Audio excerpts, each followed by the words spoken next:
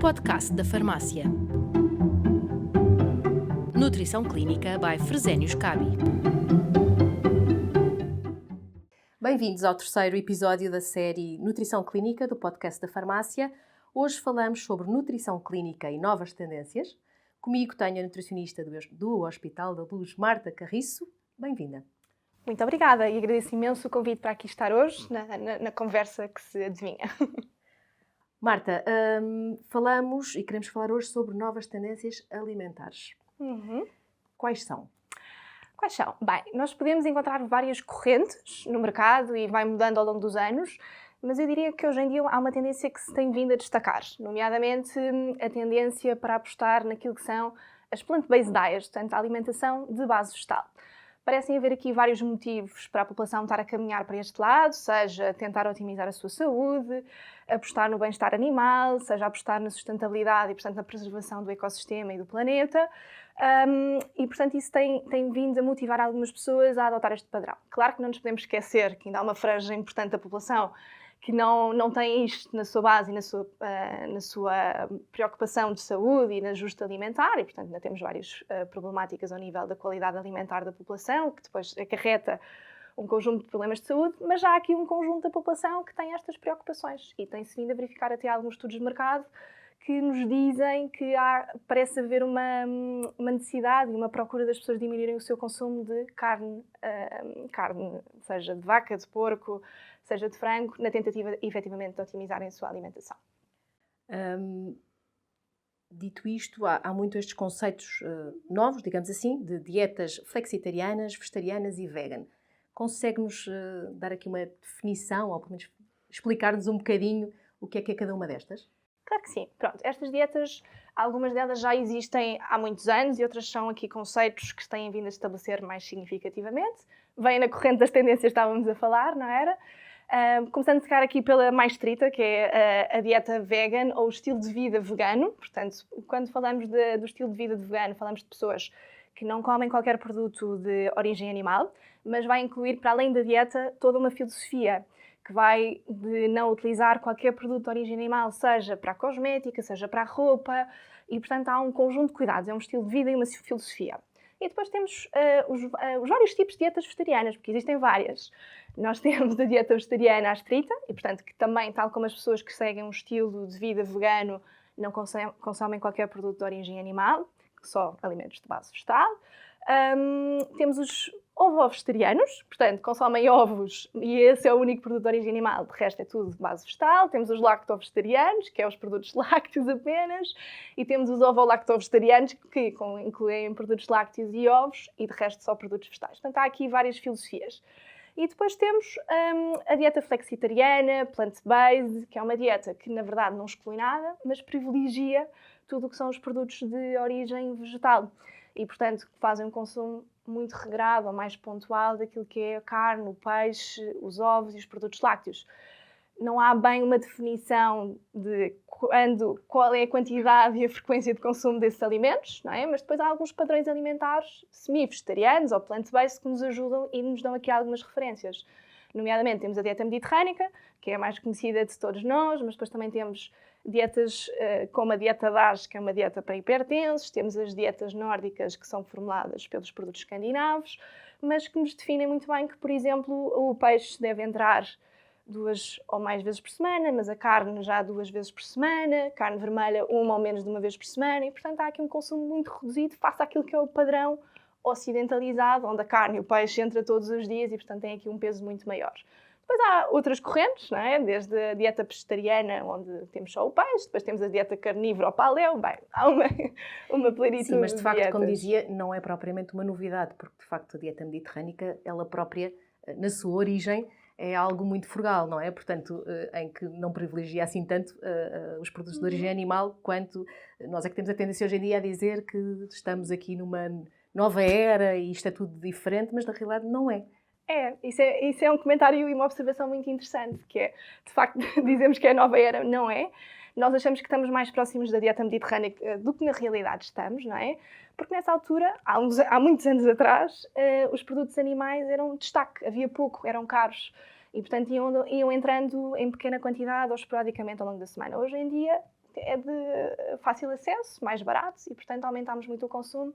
E portanto, de alguma forma, esta corrente ou esta moda, como lhe quisermos chamar, não deixa de ser importante para sensibilizar as pessoas para a necessidade de reduzirem o consumo de alimentos de origem animal, que eles podem e devem ser incluídos para uma boa saúde, mas claramente estamos a consumir em maiores quantidades. E há grupos da população que compreendem isso, pelos vários motivos que estávamos a falar há pouco, e portanto que já estão a fazer esse caminho importante. Em todo caso, há algumas destas dietas que podem trazer aqui alguns desafios, e mesmo as intolerâncias alimentares, não é? Podem trazer aqui alguns desafios à gestão da má nutrição, não é? Que desafios são estes? Pronto, existem de facto populações de risco. Estamos a falar dos idosos, estamos a falar de pessoas com cancro, estamos a falar de pessoas com doenças crónicas, em que principalmente a sua doença tem uma base inflamatória, portanto o seu gasto de energia é maior, portanto tem um maior risco de terem um mau estado nutricional, não ingerirem os nutrientes necessários para suster as suas funções, e isso tem um impacto negativo, porque sabemos que as pessoas que têm malnutrição, ou seja, associada à perda de peso, à baixa quantidade de massa muscular, etc., precisam muitas vezes de aumentar a sua ingestão calórica, mas muitas vezes a ingestão de proteína. E nós sabemos muitas vezes na verdade, que a proteína de origem animal acaba por muitas vezes ter maior qualidade e, portanto, é mais facilmente utilizada, aproveitada e até ingerida e, portanto, ajuda-nos a suster um melhor estado nutricional ou aumentar o aporte proteico para manter ou recuperar o músculo. Pronto.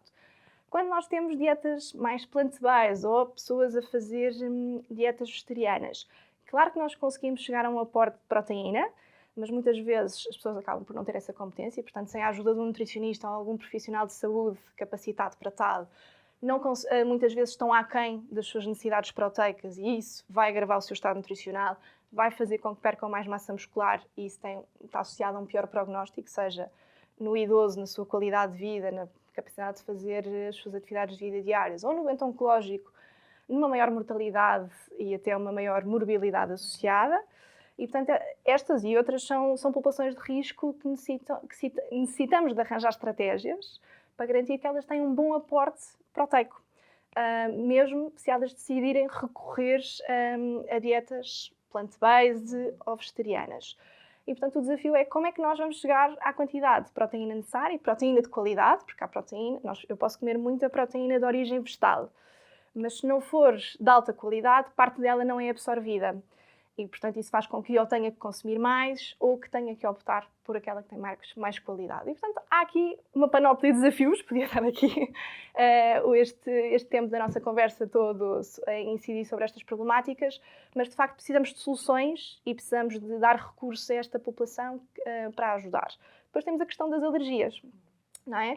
Além daquelas populações de risco, há pessoas que, efetivamente, alergias ou intolerâncias, que podem não tolerar produtos de origem animal e, portanto, de facto, essas também se tornam de risco, ou aquelas pessoas que decidem que não querem consumir produtos de origem animal. Existem muitas crenças, particularmente, por exemplo, no contexto oncológico, de que produtos de origem animal podem ter um efeito deletério.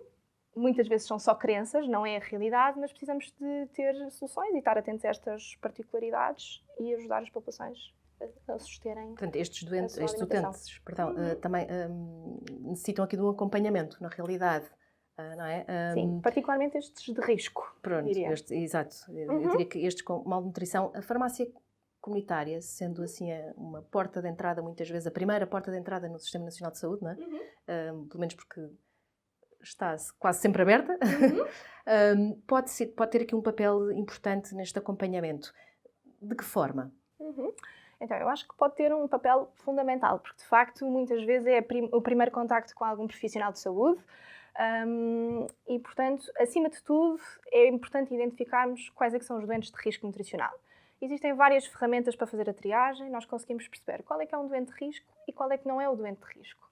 Nos doentes onde há risco, é importante perceber qual é que é o seu estilo alimentar, é vegetariano, é flexitariano, perceber efetivamente o que é que eles estão a comer, porque muitas vezes nós conseguimos perceber e perguntar o que é que comeu ao jantar e às vezes é só a sopa e não tem nenhuma fonte de origem, não tem nenhuma fonte proteica, não tem o ovo, não tem a carne, não tem o peixe, não tem uma leguminosa, por exemplo, o feijão e o grão, e nós também conseguimos ter algumas percepções se a alimentação é suficiente para aquela pessoa ou não.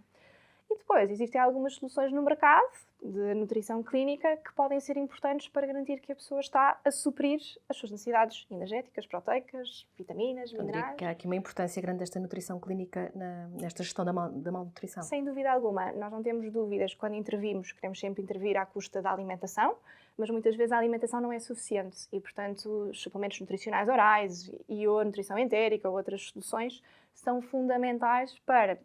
O ideal seria prevenir a malnutrição, não é?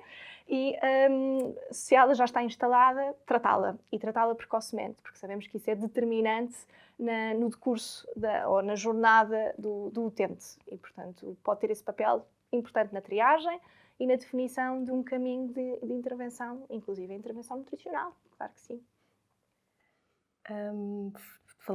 Estamos aqui a falar da farmácia e, na verdade, para farmacêuticos também. Acha que há benefícios para a farmácia comunitária em desenvolver esta área da nutrição clínica 100% vegetal? Eu diria que sim. Ainda é uma franja da população, não é? A maioria das pessoas consome produtos de origem animal, mas há uma franja da população que, na verdade, necessita ter essas soluções. E são populações que, em parte, podem estar mais em risco, porque se não souberem como ter uma alimentação saudável à custa apenas de alimentos de origem vegetal, acabam por ser uma população de risco, particularmente se tiverem doenças crónicas ou se tiverem doença avançada. E durante muito tempo não tivemos soluções adequadas, o que se tornava complexo intervir nestes utentes, mas hoje em dia já há alternativas e, portanto, todas as alternativas são efetivamente necessárias para garantir um bom estado nutricional dos utentes. Há bocado falámos deste acompanhamento da farmácia. Como é que o farmacêutico ao balcão consegue identificar eventualmente estes tipos de malnutrição? É possível? Não é possível? Como é que isto pode ser feito numa abordagem primeira, não é? Porque depois temos um nutricionista enquanto profissional que poderá acompanhar. Sem dúvida. Eu acho que o farmacêutico pode ter mesmo um papel muito importante, particularmente nesta questão do rastreio nutricional. Existem perguntas muito simples como avaliar o índice de massa corporal, que faz a relação do peso com a altura. Com base nisso nós conseguimos ver se a pessoa tem baixos pesos, está dentro da faixa de peso saudável ou se tem, eventualmente, peso a mais. Conseguimos identificar se houve perda de peso num espaço determinado de 1 mês ou 3 meses, com perguntas de qual é que é o peso habitual e qual é que é o peso atual. E a percentagem de perda de peso pode ser muito determinante naquilo que é o estado nutricional. A pessoa está a perder peso e, se de forma voluntária, isso pode significar que a pessoa está a perder músculo, e o músculo é muito importante no decurso das várias jornadas do utente, e mesmo para a sua qualidade de vida, se estivermos a falar de um idoso com menos músculo vai ter menos capacidade de fazer as suas atividades de vida diária, seja propriamente ir ao supermercado, seja ir dar a sua volta, seja tratar da sua casa. E, portanto, perceber esta questão da perda de peso pode ser extremamente útil a perceber-se para se prever ou suspeitar se há aqui uma perda de massa muscular. E depois também perceber como é que variou a alimentação das pessoas. A pessoa está a dizer que está a comer menos, está a comer mais, e, portanto, existem ferramentas, como, por exemplo, estas 3 perguntas, tal e qual como o MUST, que é uma das ferramentas muito utilizada em contexto ambulatório e que pode ser utilizada em contexto de farmácia, que no espaço de 5 minutos consegue perceber se esta pessoa tem risco ou não tem risco. Depois, idealmente, deve-se encaminhar para um profissional especializado, tal e qual como nutricionista, mas às vezes isso pode levar tempo, não é? E, portanto, às vezes soluções de nutrição clínica podem ser muito importantes nesse compasso de espera, que depois são, obviamente, adaptados pelo profissional de saúde que o está a acompanhar do ponto de vista nutricional, mas que podem ter logo um papel imediato na triagem e identificação destes doentes. Acho que, acima de tudo, todos os profissionais de saúde, e dando aqui destaque, obviamente, ao farmacêutico, podem fazer esta parte do rastreio. As ferramentas são rápidas, práticas e permite logo identificar o doente.